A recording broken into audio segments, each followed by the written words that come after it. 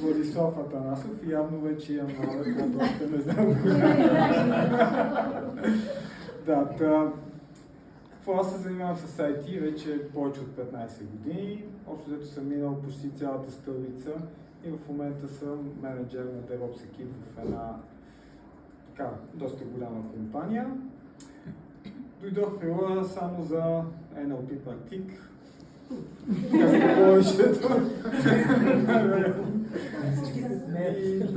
И всъщност много ми хареса това как се променям аз и как всъщност влияе на всички около мене, с които заедно сме карали. И това ме накара да искам повече и повече и да изкарам цялата програма. Сега я практикувам и честно казвам, сега съм още повече запален.